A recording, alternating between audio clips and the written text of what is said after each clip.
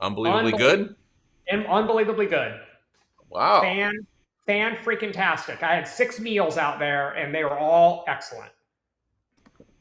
Well, that's important to know because I wish I could say the same thing about the very elaborate cruise that I went on with Jennifer up in Alaska.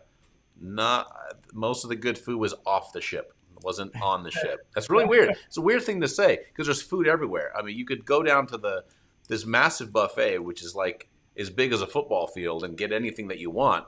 But the thing is, you probably don't want most of it. I won't Yeah. say the name of the cruise line because maybe they were just having a bad cruise. I don't know, but was not all I expected and hoped it would be. Anyway, I don't regret the experience. It was all good.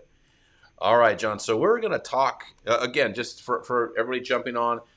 Today's Q&A live is all about Q&A. So whatever you want to know about credit scores, how credit works, credit reports, that's what we're here for today.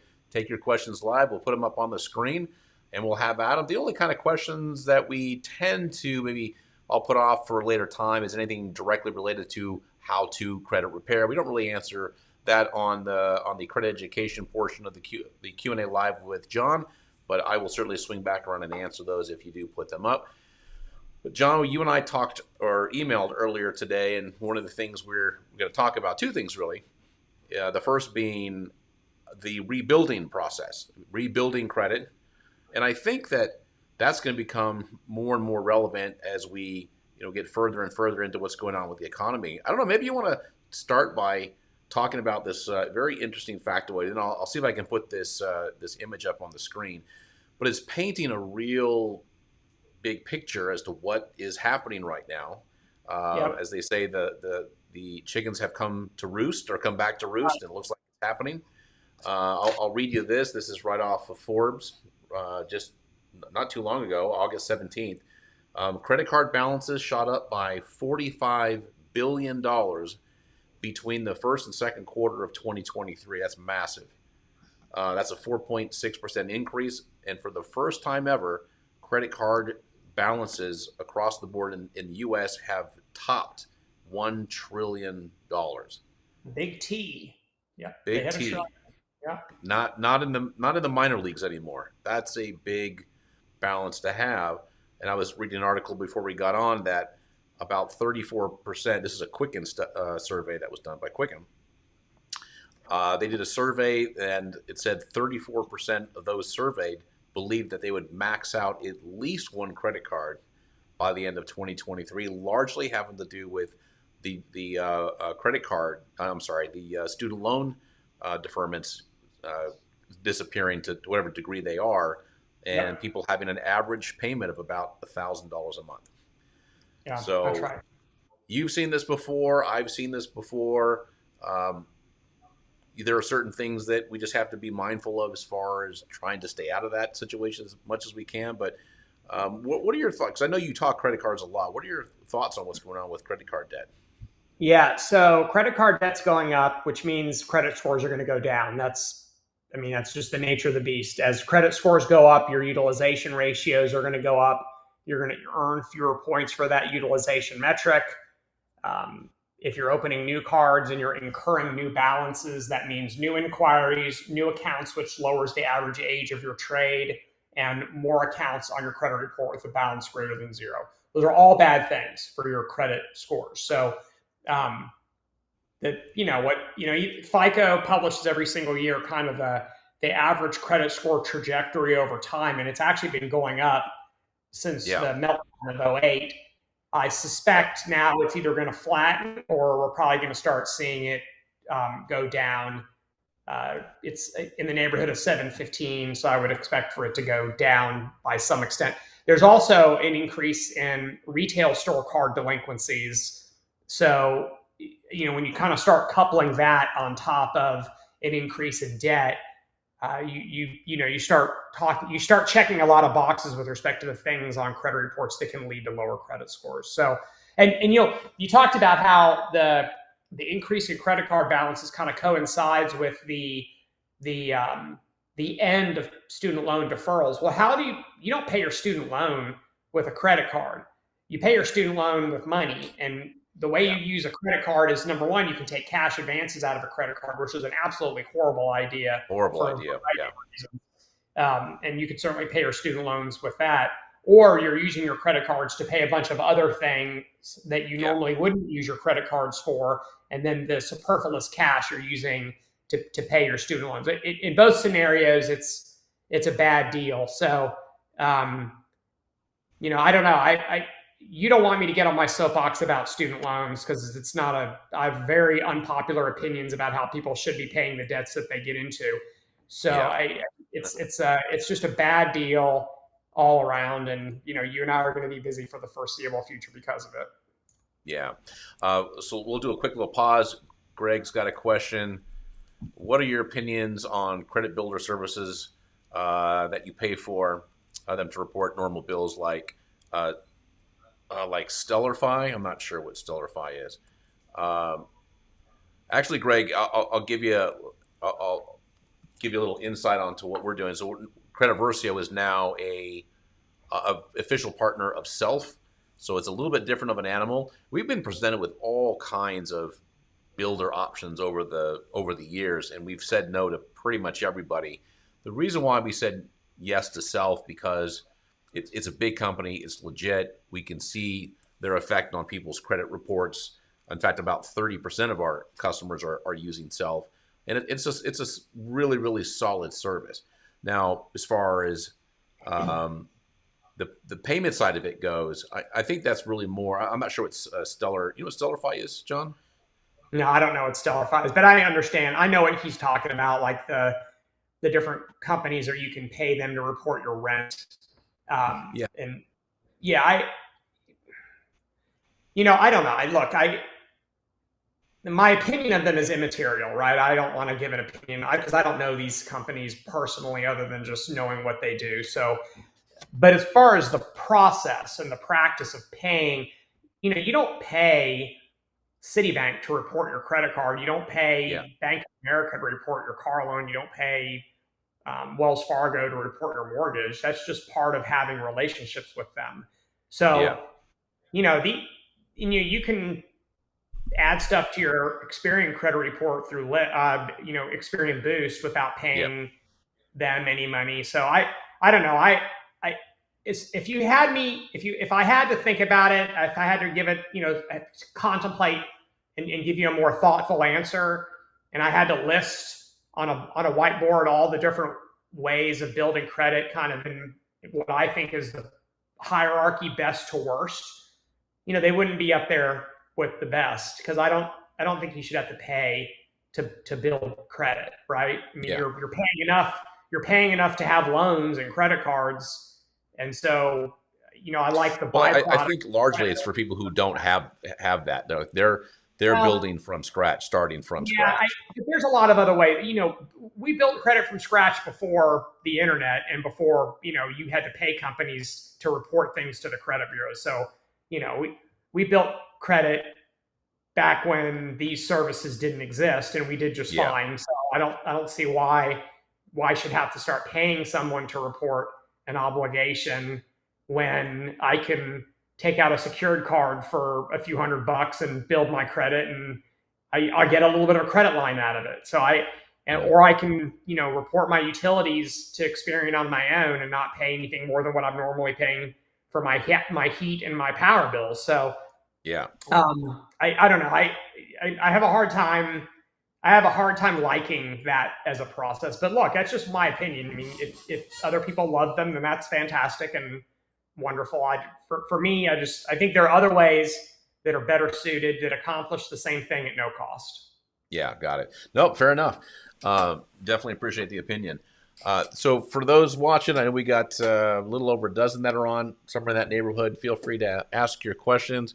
Greg, you're always solid. There's always a couple of questions coming out of you every time you're on, so definitely appreciate that.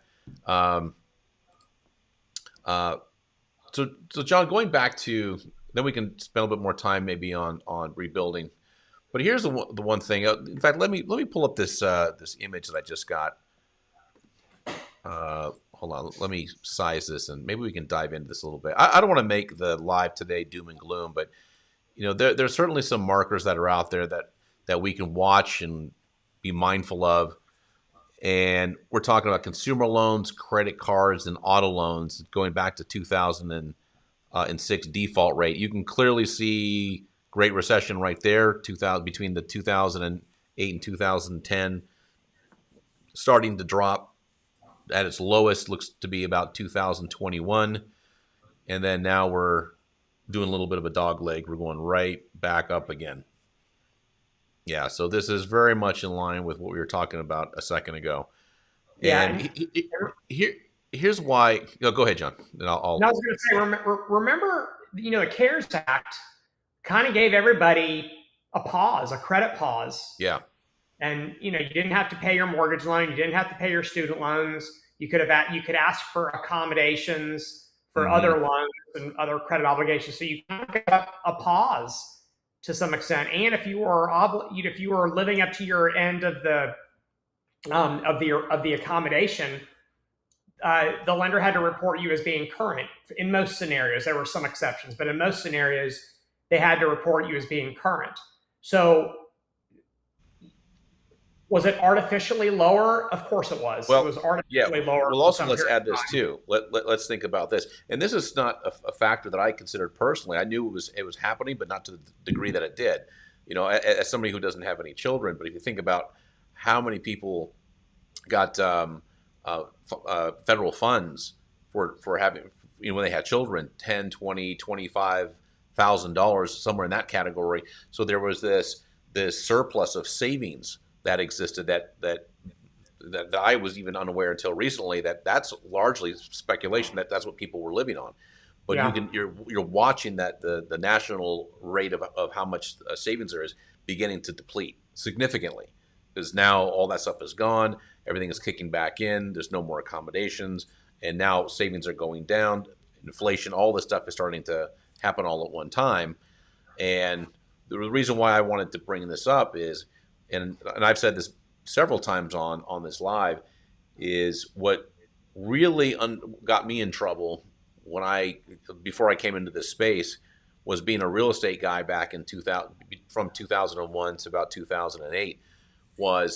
It wasn't the foreclosures, it wasn't I was fortunate enough to get out of a lot of the property before things really hit the fan.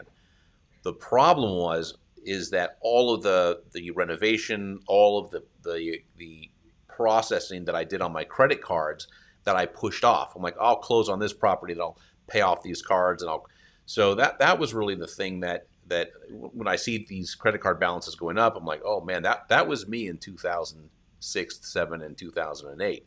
And had I known, I would have been a lot smarter. Of course, hindsight's 2020, but. What do you think credit card issuers are going to do? Look, credit card issuers are better economists than economists. Let's just be very clear about that. What do you think credit card issuers do when they see stuff like this? They lower credit limits. Yeah. They close inactive accounts. They mitigate their risk. And so even people who have good credit, they're not immune to this, right? It doesn't really matter. If someone has a FICO 800 and they're not using one or two of their credit cards, the credit card issuers are going to lower their limits to be more commensurate with their usage patterns, or close the account entirely because there's risk with leaving someone with a really large credit line or even a modest credit line as being unused when they understand that credit card delinquencies and credit card debt is going up across the board. And that kind of accelerates the problem, because we know that when people lower credit limits, it can lead to higher utilization ratios. It's just a mathematical certainty that when you lower one number, some other number becomes closer to it. And that can be, we're in for a bumpy road, I guess, is the point that I'm trying to make. All these signs point to a bumpy road for some people who are not in a good position. And a good position is low credit card debt to the point where you could pay it off if you needed to, and still a pretty stable employment scenario. And even though your loans that may have been accommodated or deferred or for some sort of a forbearance are now out of it, that you're still able to make your minimum monthly payments. If you're in that scenario, then you're kind of in the safe zone, if you will, with respect to all of the turbulence that's going on around you. Well, remember that happened too, and then I see we've got some questions that are up. That happened right when COVID began, if you remember. We saw a whole rash. The way that we saw it at Credit Versio is we saw a lot of scores dropping, and which is not something that we typically see. And we had customers calling in, and we're looking at the credit reports. We're like, oh yeah, this is what happened. This card was closed. Your line of credit used to be 10,000, now it's 3, and that was happening pretty frequently. Right when creditors started to sense that something was going south during COVID, trying to protect themselves. And I think you're right. I think we're going to start seeing that happen a lot more as this gets worse and worse. Let's hit some of these questions here. To Kayla, if I'm saying that right. I created Credit Versio account on Monday. I sent out my first round today. I have several collection charge-offs. Only disputed 5. Do I need to wait until round 3, 4 to dispute others?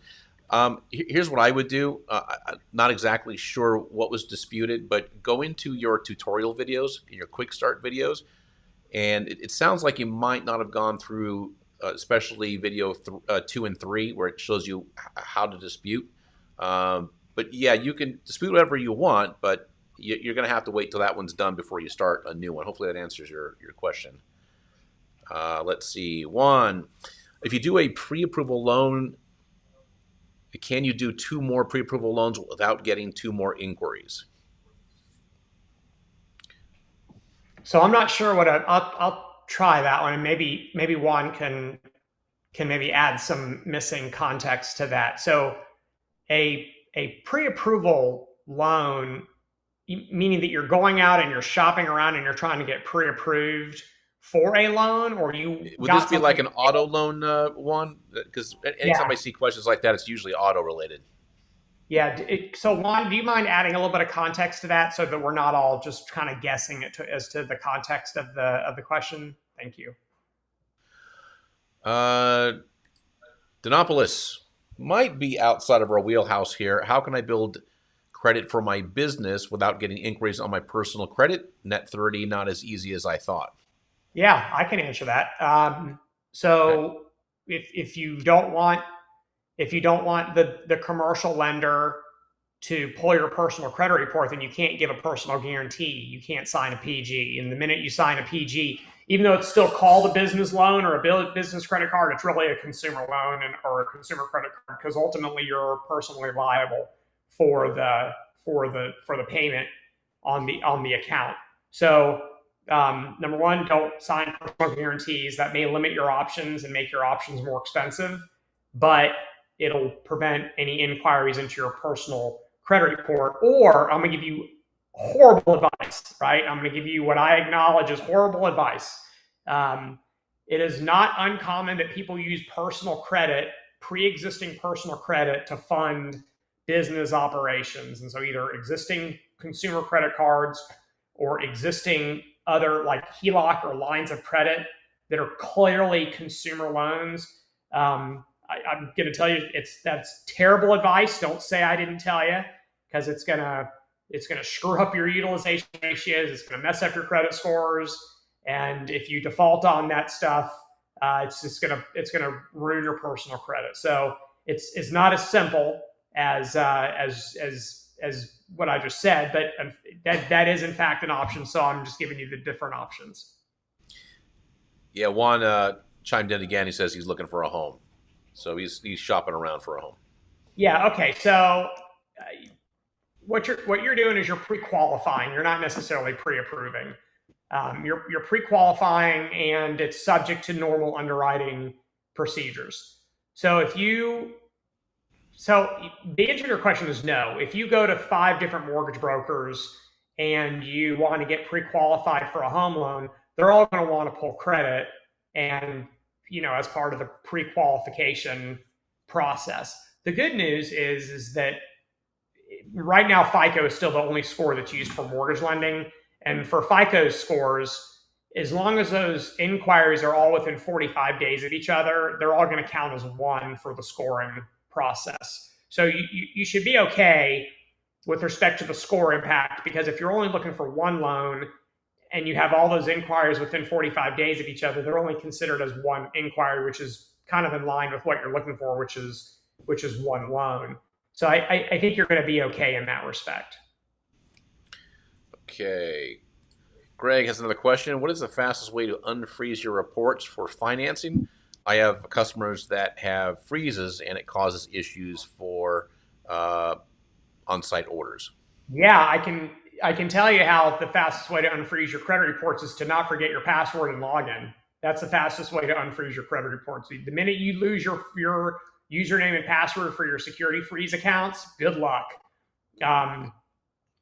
You can freeze and thaw and refreeze your credit reports online in real time. So it's all three of the credit bureaus have websites, or whatever they're called, subdomains, where you can log into your security freeze account and toggle it to unfrozen, and you could set a window, unfreeze it for 30 days, unfreeze it for 45 days, and then it automatically refreezes once you're done. Yeah. And I've done this personally a number of times. It takes like 10 seconds as long as you remember what your username and your password is. Yeah. Let's see. Thank you, guys. Doesn't matter how many inquiries on your credit report. For mortgage lending, as long as they're within 45 days of each other, you're good.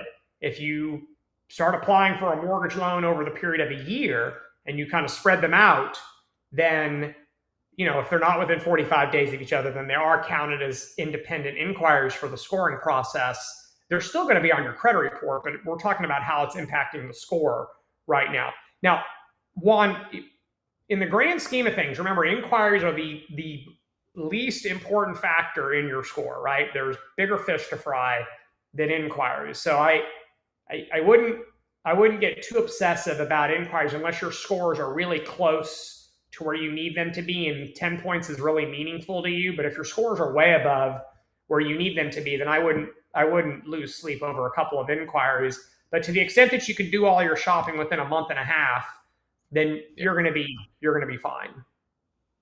Yeah, when I bought my home a little over a year ago, and I didn't see any impact to my score whatsoever. In fact, so my mortgage score, I just happened to remember this because the mortgage broker showed it to me.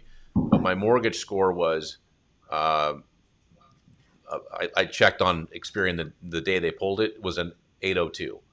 And then the next month it was an 802. I mean, it didn't move.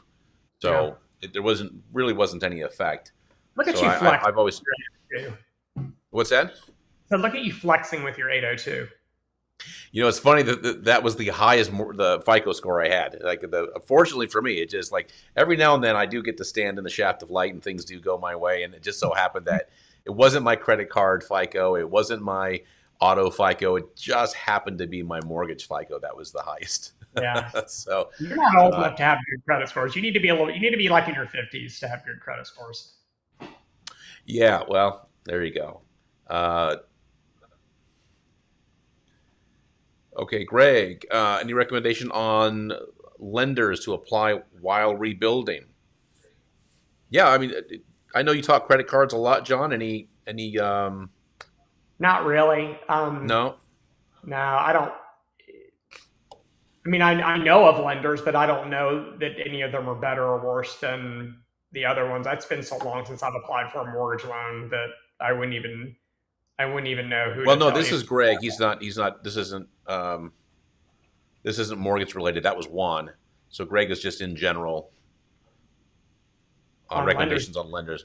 Are we talking about credit cards, Greg, or just rebuilding in general? If you want to be a little more specific, but I think I know what you mean. Yeah, if you're just rebuilding credit, then the way I started, John, is I got a secured credit card, and then I had myself added on as an authorized user, and then I got a better credit card.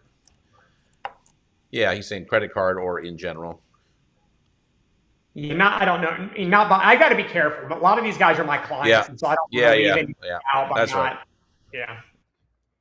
Thought I could catch you napping there, but wide awake. Well, I like Microsoft. That's a good question. Here we go. James, solid flex. Solid flex, bro. Of course, the next Juan, month oh, Juan, yeah, you don't. Come on, it was look at Juan. 720 the next month. He didn't talk about that. 813, 804, 809. Yeah, Juan, you're not. You don't need to lose any sleep about the impact of inquiries on your credit report. I think that's his phone number. Wait, I hope is that right? No, no, no, no. Yeah. That's not right.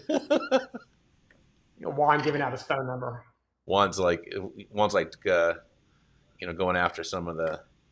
He's doing online dating on the chat. That's what he's doing. All right, Michael, does having both husband and wife authorized as users on each other's credit cards help? Sure, absolutely. In fact, that's you kind of described the Ulzheimer household. I'm the authorized user on some of my wife's credit cards, and she's the authorized user on some of my credit cards. So absolutely, if you I mean, it's an authentic relationship, which is really what the credit scoring systems are built today to look for, is this authenticity in the relationship. There's some logic in FICO's scoring systems that discount authorized user accounts that the modeling indicates is not authentic. And John, sorry to cut you off there. This is an area where I get a lot of questions. Can you dive into that a little bit more? Like, under what circumstances do the FICO algorithms dismiss or consider authorized user accounts, and to what extent does that affect the borrower? So they've never gone on record explaining how they do it. So what Okay. you can model anything. You can model the relationship between anything. There was a time when trade line renting first started happening. This was in like 2004-ish. Give or take a year, one way or the other. And so all of a sudden, all these websites started popping up where you could actually, pay someone to be added as an authorized user on a pre-existing credit card for the purposes of improving your score by gaining the benefit of someone else's credit card. And so FICO quickly became aware of this, and they essentially announced that that their next version of their models wasn't going to include authorized users at all. So to kind of prevent any gaming of their scores, they reconsidered that decision, and instead of just kind of being nuclear with their approach to solving this issue, they became more surgical. And so the surgical aspect of it was they actually built into their models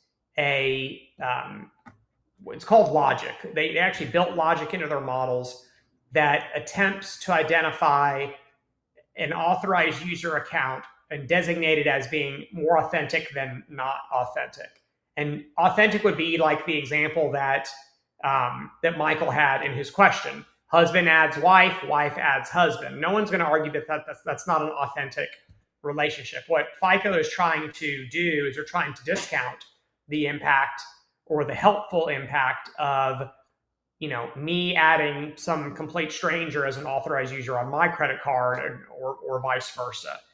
And so, even though everyone's tried to figure out how they do it, they've actually never gone public and disclosed how they do it, likely because they don't want people to try to regame the system once they understand how FICO has figured it out. Having said that, if you're talking about, a husband and wife, or a father and son, or a father and daughter, or a mother and daughter, one of those types of relationships, that's entirely authentic. And so you should expect that an authorized user account on your credit report is going to be treated in full, just like it would be if you were the individual cardholder. I still, we were talking earlier about methods to rebuild, and should you pay companies to report about you? And I was kind of not terribly excited about that option. I am excited about the authorized user option. It's how I built credit. It's been a common method of building credit for decades, and it still works perfectly fine as long as as long as your relationship with the primary cardholder is one that has authenticity. Yeah. Want to say no on all credit bureaus. We knew one. We were just joking around with you. Greg with a great question.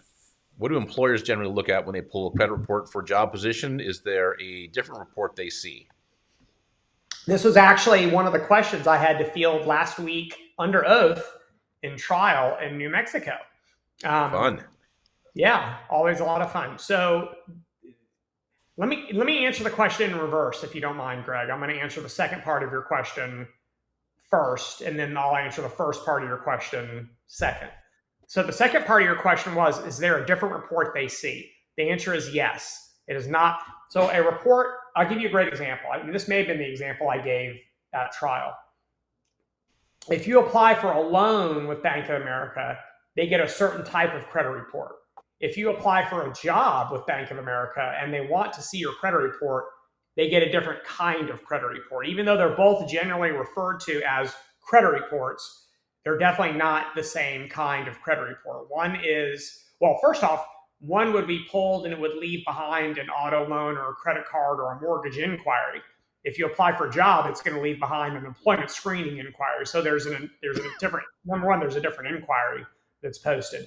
Number two, it's the primary difference in the deliverable is there are two things. Number one, credit reports that are provided for employment screening do not have the date of birth on them.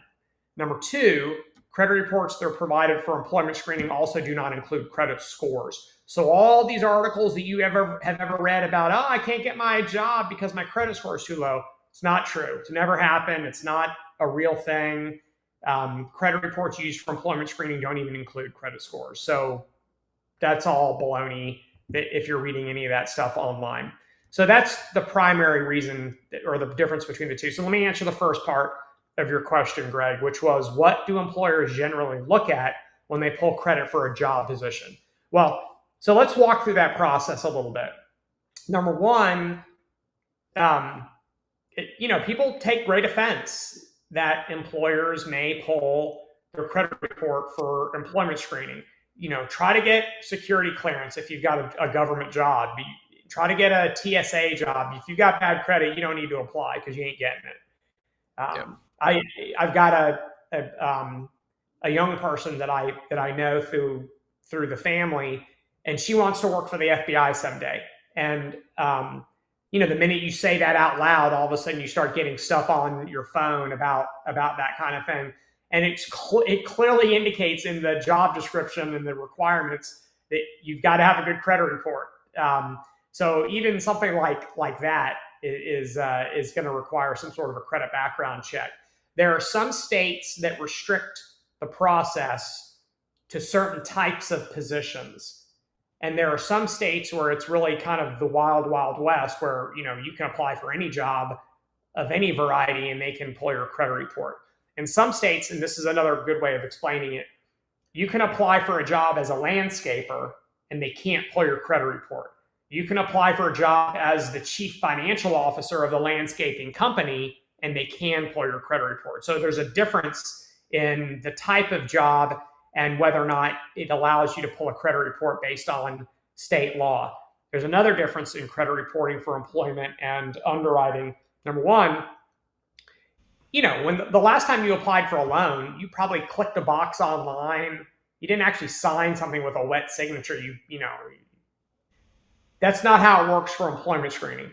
For employment screening, they have to give you a completely standalone disclosure letting you know we are going to pull your credit report for employment screening. Do you consent? And you have to actually sign a standalone consent to allow them to pull a credit report. They can't hide that language into another document and you just kind of sign on page 10 of something and you've agreed to everything on the prior 10 pages.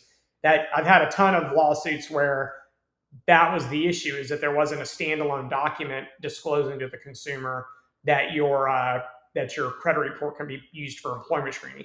What they're doing is they're generally looking for signs of irresponsibility, and in terms of like TSA and top clearance with the government, they're looking for angles to lean on you, right? So if I have thousands and thousands of dollars of defaulted debt, tons of debt into collection, am I more susceptible to someone paying me to give them information or access to something because they know I'm in financial distress?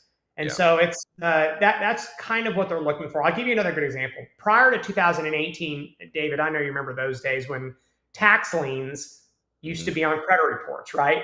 Yeah. Well, what if you apply for a job as the accountant of a large company and they pull your credit report, you've got tax liens on your credit report? I mean, are you really a good fit? You can't even handle your own personal taxes, and now Right. you're expected to handle the accounting of a major corporation. So that's what they're looking for. They're looking for things that, that it doesn't make sense to put this person into that type of position. And before people, get all bent out of shape about credit reports for employment, you know, you fill out an application, they're going to make you take a drug test.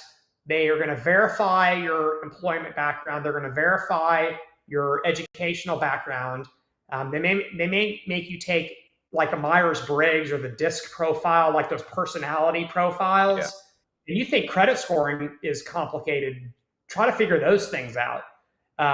So you go through how many rounds of interviews you have to go through with different people. I mean, you go through a lot to get a job. Having good credit is actually helpful to you in that scenario, not harmful to you. So I actually like the idea of looking at a credit report if you've got good credit, of course, because to me it would help differentiate you between someone who may be equally qualified professionally but may not have as good of a credit report. Yeah. And what I used to say all the time when we started the live, John, you might remember this intro, is the credit report is the history of you, and it tells a story. It's like a little scribe that follows you around and chronicles every decision that you've made. Not every decision, but the ones that really matter. It will chronicle that on a credit report, and it does paint a picture of, in a very, whether people like this expression or not, it does tell potential employers, are you somebody that keeps your word, or are you not? And Yeah. that sets aside the fact that, yeah, people go through some tough times and they go through challenges and job loss and sickness. There's a lot of reasons why people's credit takes a hit, but that doesn't change the result. It doesn't change the outcome. Like, John, you were explaining why employers look at certain things.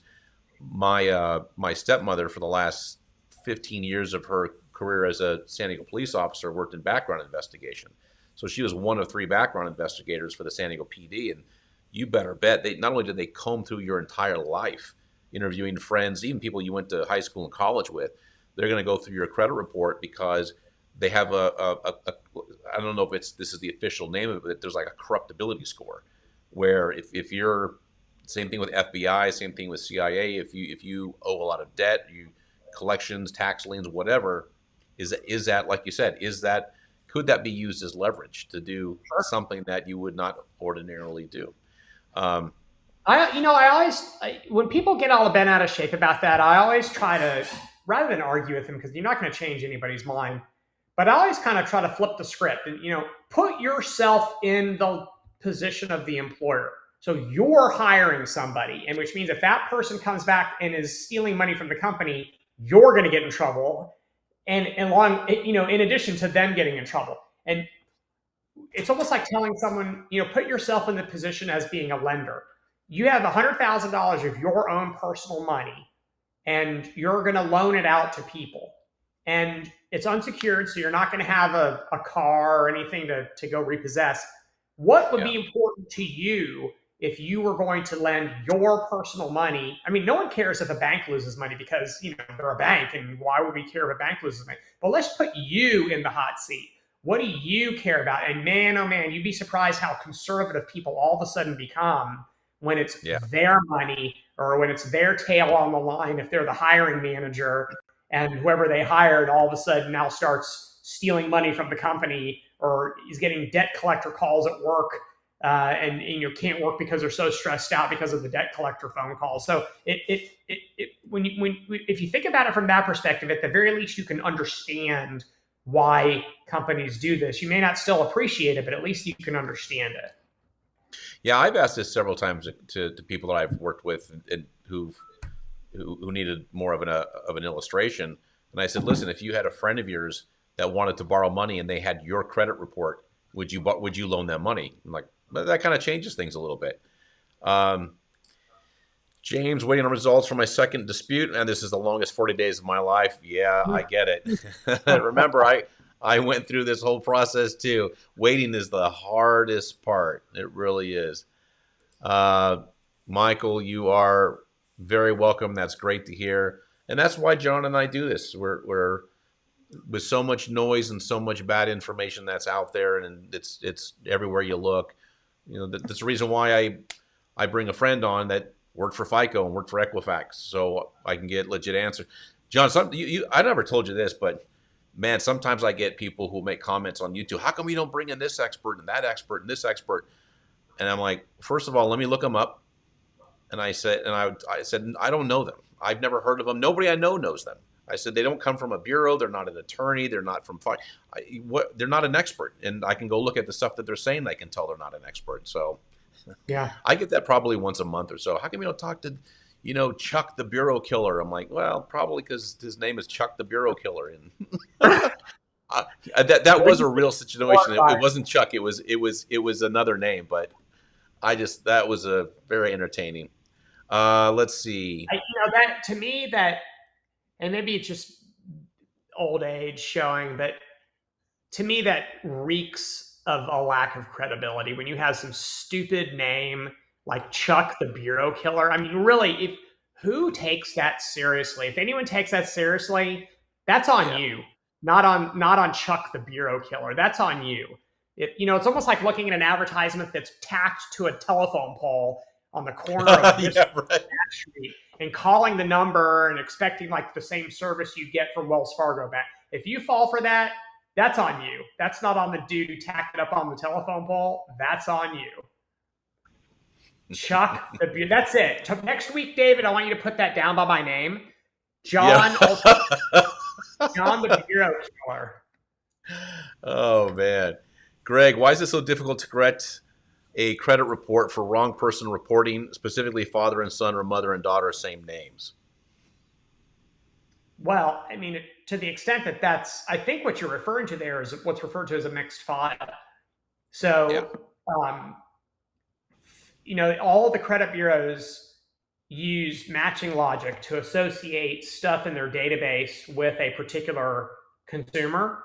And, if too much of that information is the same across two different consumers, then the bureau is reasonably going to believe that this piece of information belongs to that person, and they're going to stick it on their credit report when it may belong to another person who's got the exact same. Let me give you an example. And you'd be surprised how much, not necessarily how much this happens, but you'd be surprised how common it is for people to have unbelievably similar information.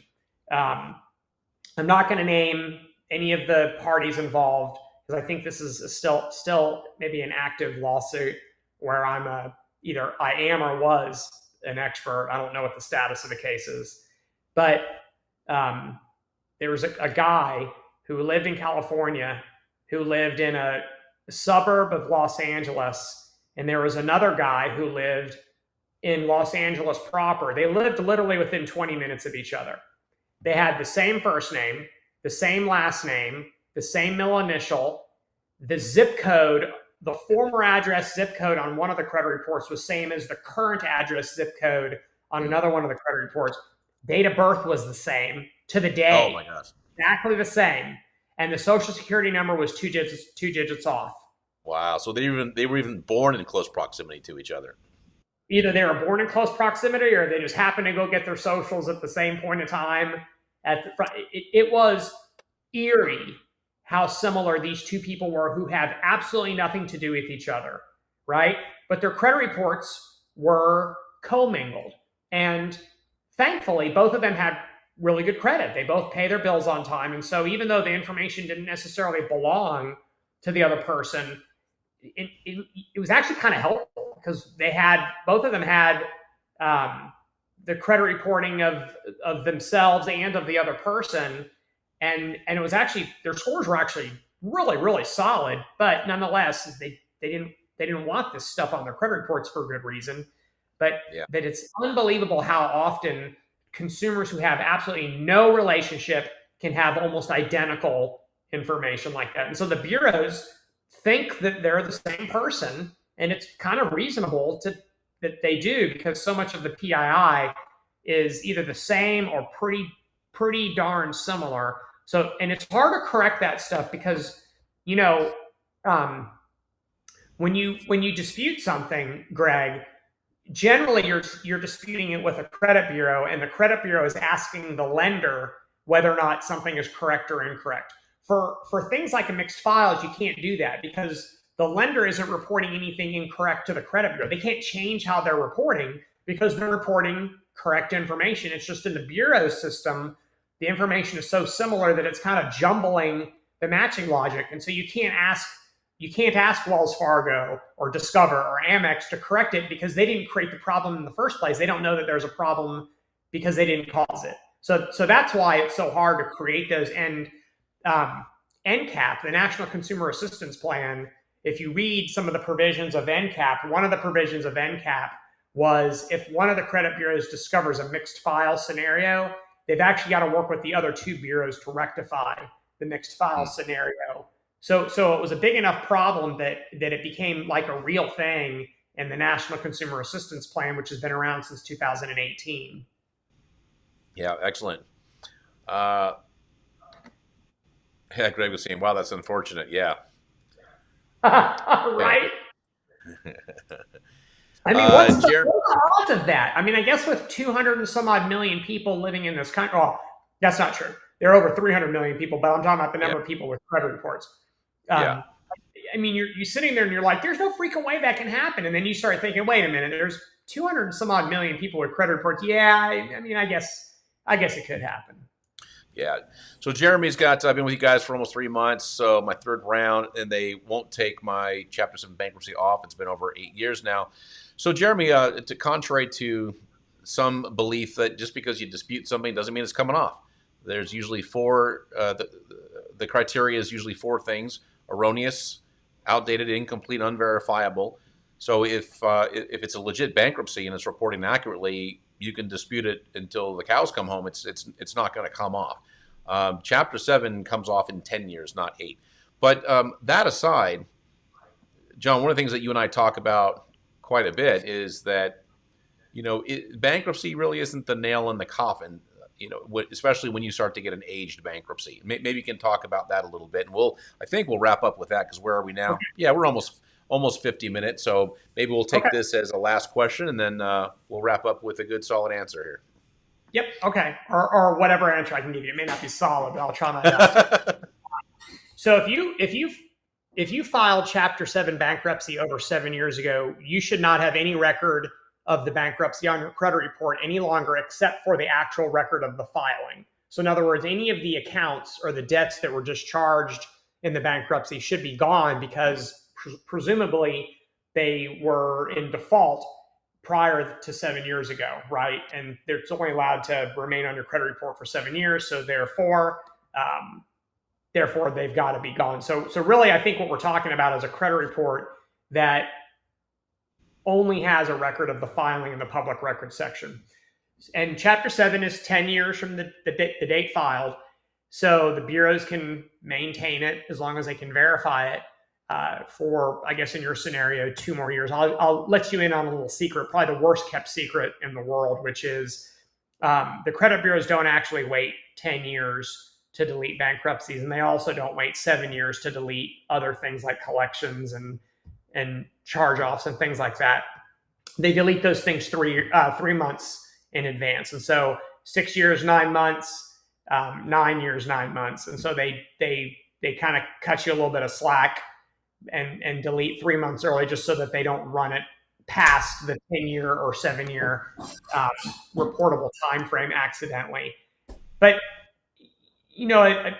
while your scores are not going to be elite with an 8-year-old bankruptcy, but to the extent that you don't have any other derogatory entries on your credit report that post-date the bankruptcy, I've seen credit scores in the high 700s with Chapter 7 bankruptcies. And it's because they're ancient, right? Yeah.